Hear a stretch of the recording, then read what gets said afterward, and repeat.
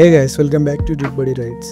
Last వీడియోలో మా friend గాడు నాకంటే ముందే టిఫిన్ చేసినంట, ఎప్పుడో తెలియదు. సో ఇదైతే ఆ వీడియో. సో ఇక్కడ నుంచి కంటిన్యూషన్ చేద్దాం. అండ్ మనం ఇప్పుడు కొండగట్టుకు అయితే వెళ్తున్నాం. సో ఈ వ్లాగ్ లాస్ట్ వరకు అయితే చూడండి. అండ్ వీడియో నచ్చితే లైక్ చేయండి ప్లీజ్. సో కరీంనగర్లోకి అయితే ఎంటర్ అయిపోయినాం మనం. భయం భక్తి ఎక్కడిది తిరుగు. అవును కదా,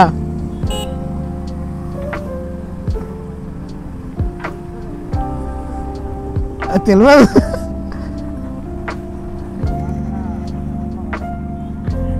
ఇట్లా పట్టాలా? ఓకే.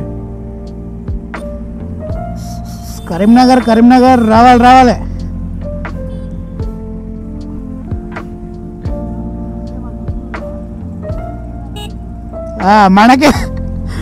మనకు ఊసిపోతా అంట.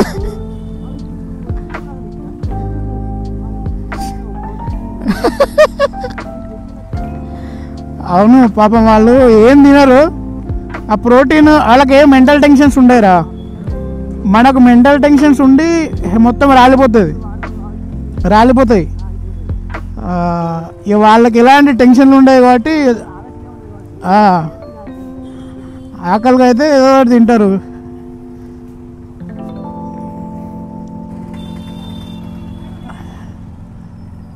ఏందిరా ఎలా తీసుకొచ్చినావురా? Warangal is one of the best city. అంతా మన పరిచయస్తులు ఉంటారు. అంటే కొత్త ప్లేస్కి అంతే కదరా. స్ట్రేట్ పోవడనా?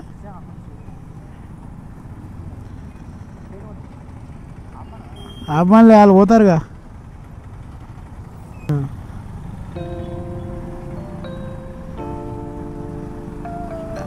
అంటే వాళ్ళు ఉండి సిగ్నల్స్ ఇవ్వాలి కదా, మనం పోతుంటే ఇట్లా ఆపాలి కదా. ఆమె ఏం చెప్తలేదు. దయచేసి వినండి, యాత్రిగన్ కృపయా ధ్యాన్ దే. RNB guest house.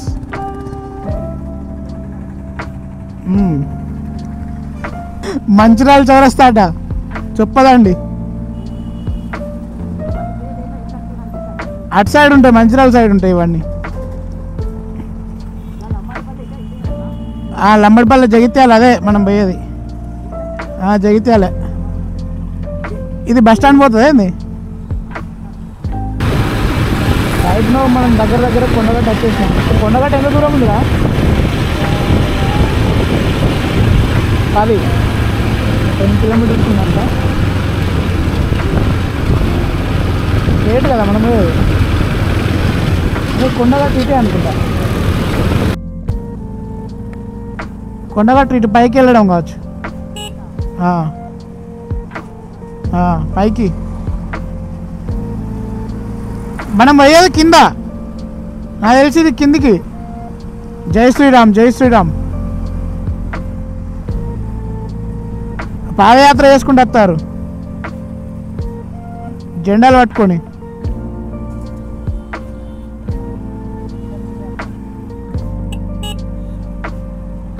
వాటర్ కావాలట వాళ్ళకు.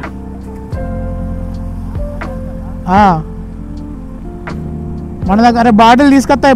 మనకు తెలియదా ఇట్లా ఉంటుందని. వాటర్ అడుగుతురు పాపం.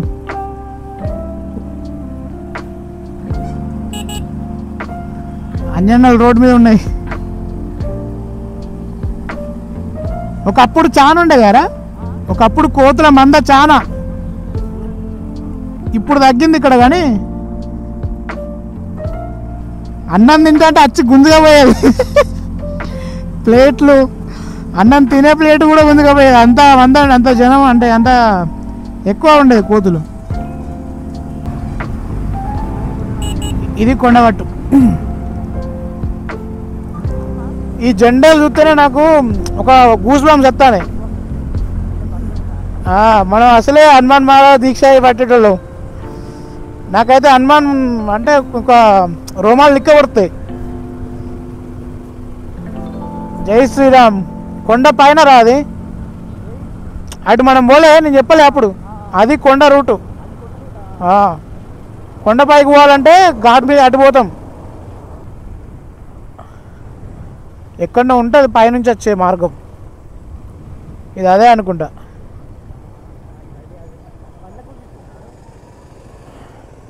ఇది కొండపైకి పోయేదిరా.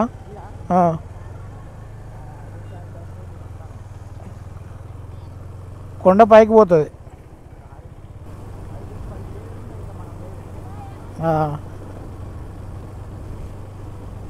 నేను ఎప్పుడైనా నాకు బాగా అనిపించిన, నాకు ఒంటరిగా నేను బండి మీద ఒక్కడిని పోతా చూసినావా, నేను ఏమనుకుంటా పోతా తెలుసా, నేను శ్రీరామ జయరామ పాటలు పాడుకుంటూ పోతా తెలుసా. నిజంగా భయంతో కాదు, నాకు మంచి జరగాలని, మంచిగా పోవాలి, పాజిటివ్ వైబ్స్ ఉండాలని. కొండ మీదకి ఎక్కుతున్నాము. అంజన్న తప్పులుంటే క్షమించుకో, తప్పులుంటే క్షమించి మమ్మల్ని మన్నించాలి. నా యూట్యూబ్ ఛానల్ సక్సెస్ అయిన తర్వాత వస్తా ఫస్ట్. థర్డ్ గేర్లో తినుకుతాందిరా బండి.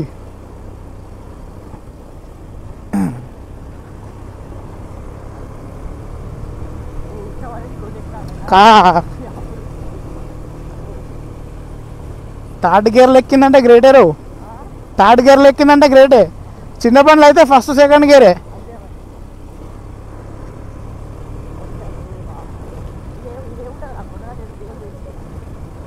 నాలుగో గేర్ కూడా పోతుంది బండి.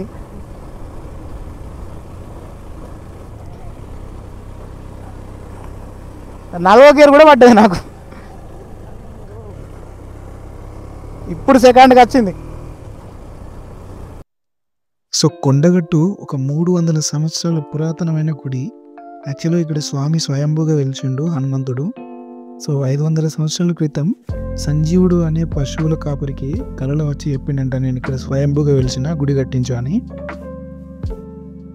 ఇక్కడున్న విగ్రహానికి 2 మొహాలు ఉంటాయి. ఒకటి హనుమంతుడు అయితే రెండవది లక్ష్మీనరసింహస్వామి. అండ్ భుజాల మీద శంకు చక్రాలు ఉంటాయి, గుండెల పైన సీతారాములు ఉంటారు.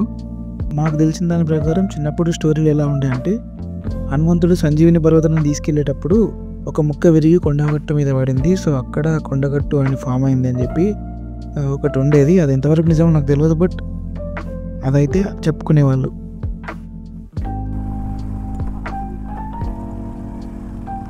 కొండపైకే తెచ్చినాం.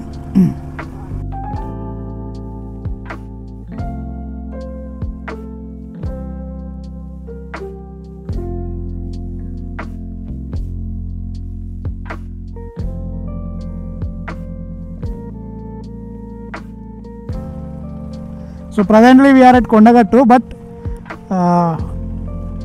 ఇప్పుడైతే లోపలికి ఏమి వెళ్ళట్లే, కొంచెం పక్కగా పోయి ఫోటోలు దిగుదాం. అంటే లోపలికి కాదు, గట్ సైడ్.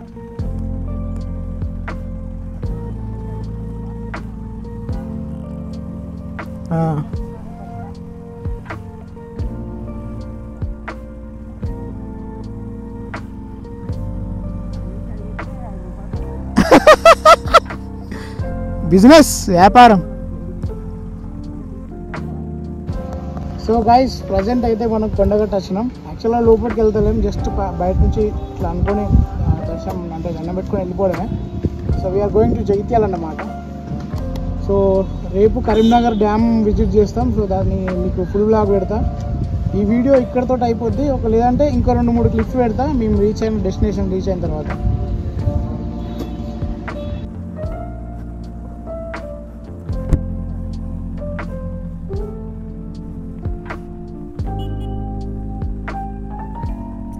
సో ఎప్పుడైనా సరే కొండ దిగేటప్పుడు న్యూట్రల్ చేయొద్దు, న్యూట్రల్ అసలు చేయొద్దు. న్యూట్రల్ చేస్తే కొడుతుంది బండి, ఎక్కడికో పోతుంది, చాలా దూరం పోతుంది. బ్రేకులు ఉంటాయి, నీకు టైర్ లాక్ అయింది అనుకో. ఇప్పుడు దీనికంటే ఏబిఎస్ ఉంది అంజన్న. ఏబిఎస్ లేకపోతే ఏమవుతుంది అవుదా? సో కొండగట్టు నుంచి మనం కిందికి దిగుతున్నప్పుడు ఎప్పుడైనా సరే బండి న్యూట్రల్ చేయొద్దు. న్యూట్రల్ చేస్తే మైక్లో కూడా వాళ్ళు అదే అనౌన్స్ చేస్తున్నారు. న్యూట్రల్ చేస్తుంటే ఇట్లా బ్రేకులు ఫెయిల్ అయ్యే ఛాన్స్ ఉంటుంది. ఒకవేళ బ్రేకులు ఫెయిల్ అయినా కూడా ఈ స్లోప్ చూడండి ఎట్లున్నదో, టర్నింగ్ చూడండి ఇట్లున్న, ఇంత డౌన్ ఉన్నాయి. వీడియోలో ఎట్లా కనిపిస్తుందో నాకు తెలియదు, కానీ రియాలిటీలో మాత్రం ఇట్లా బ్రేక్ తీస్తే వెళ్ళిపోయేలా ఉంది. సో బ్రేక్స్ ఫెయిల్ అయినాయంటే డైరెక్ట్ మనం కంట్రోల్ చేయలేని సిచ్యువేషన్ వస్తుంది, అనుకోని సంఘటనలు జరుగుతాయి.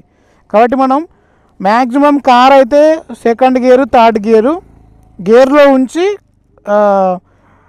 క్లచ్ ప్రెస్ చేసి ఉంచకుండా గేర్లో ఉంచి న్యూట్రల్ చేయకుండా బ్రేక్ మీద కమాండ్ ఉంచుకుంటూ నడవాలి. బైక్స్ కూడా అంతే. ఆల్మోస్ట్ బైక్స్ అయితే పెద్దగా ఏమంటారు కంట్రోల్ చేయాల్సిన పెద్ద మ్యాజిక్ ఏం కాదు. సో బైక్స్ అయితే స్మూత్గా వెళ్ళిపోతాయి, బ్రేక్స్ మంచిగానే పడతాయి. ఎక్కువ హెవీ ప్రెజర్ పెట్టకుండా గేర్లో వెళ్ళిపోండి. గేర్లో ఫస్ట్ సెకండ్ థర్డ్, చిన్న బండ్లు అయితే ఫస్ట్ సెకండ్, కొంచెం పెద్ద బండ్లు అయితే థర్డ్ కూడా సరిపోద్ది. మనకు డౌన్ అయినా అప్ అయినా థర్డ్లో ఎక్కుతుంది. బండి అయితే థర్డ్లో ఎక్కింది, ఫోర్త్ కూడా పడింది. కానీ ఎంత అయినా మనం కంట్రోల్ చేయాలంటే గేర్లో ఉంచాలి బండిని.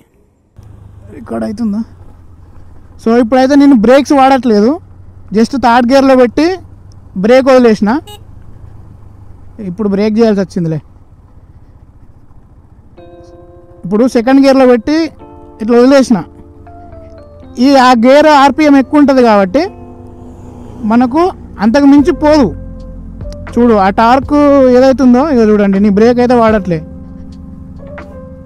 అట్లా వెళ్ళిపోతూ ఉంటుంది గేర్లో ఉంచితే. లేదు అని క్లచ్ న్యూట్రల్ అంటే క్లచ్ పట్టి లేదంటే న్యూట్రల్ చేసి ఫోన్ ఇచ్చినాం అనుకోండి, చక్కగా తీసుకుపోతుంది. ఎంత స్పీడ్ పోతుందో తెలియదు, డౌన్ ఎంత స్లోప్ ఉంటే అంత స్పీడు. కాబట్టి మనం బ్రేక్స్ ఎక్కువ ప్రెజర్ పడకుండా బ్రేక్స్ ఫెయిల్ కాకుండా ఉండాలంటే అప్పుడప్పుడు ఇంజన్ బ్రేకింగ్ కూడా వాడాలి. ఈ చెట్లు అన్నీ కూడా ఎంత పెద్దగా ఉన్నాయో, పెద్ద మర్రి చెట్లు ఉన్నాయి. This is the beauty of nature. మస్తు భయంకరంగా ఉంటుంది. ఇప్పుడు వెహికల్స్ ఉన్నాయి కాబట్టి మనకు భయం అనిపిస్తలేదు. ఒంటరిగా అడవిలో ఇట్లాంటివి చూస్తే ఒక రకమైన భయం అయితే కలుగుతుంది మనకు, జంతువులు ఉంటాయేమో అని చెప్పేసి. ఇక్కడనైతే మస్తు చెట్లు అయితే చిక్కగా మస్తు ఉన్నాయి, పచ్చగా. ఇంకా ఫారెస్ట్ ఏరియాలో ఇంకా బాగుంటాయి.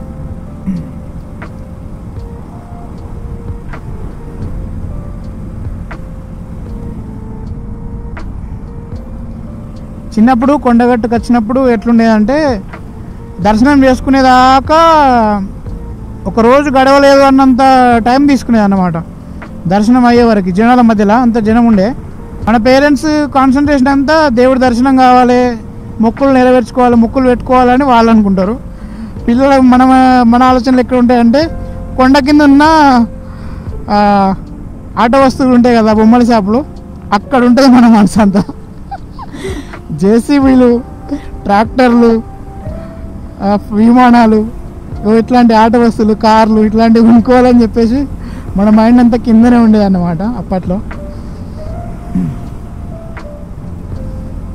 సో అందరం ఒక 2-3 కుటుంబాలు అట్లా కలిసి వచ్చేది, ఏదైనా వెహికల్ మాట్లాడుకొని చాలా ఎంజాయ్ చేసేది, మంచిగా అనిపించేది. సంవత్సరానికి ఒక 4-5 దేవతలు అంటే టెంపుల్స్ ఉంటాయి కదా, 4-5 టెంపుల్స్ దగ్గరికి మొక్కుల పేర్లతోటి పూజల పేర్లతోటి మనము తిరుగుతాం. అదొక మంచి బాండింగ్ క్రియేట్ చేస్తుంది, మంచి మెమరీస్ ఇస్తుంది మనకు. చాలా డివోషనల్గా ఎమోషనల్గా స్ట్రాంగ్ అవుతాం, డివోషనల్ టచ్ లైఫ్లో. సో ఫైనల్లీ జగిత్యాల రీచ్ అయినాం. అండ్ ఇప్పుడు ఇక్కడ టీ తాగుతున్నాం. యాక్చువల్గా నాకు టీ అలవాట్లేదు కానీ మా వాడు తాగుతున్నాం. స్నాప్ తీసుకున్నాం. ఓకేనా, ఎట్లున్నదిరా వర్త? నైస్.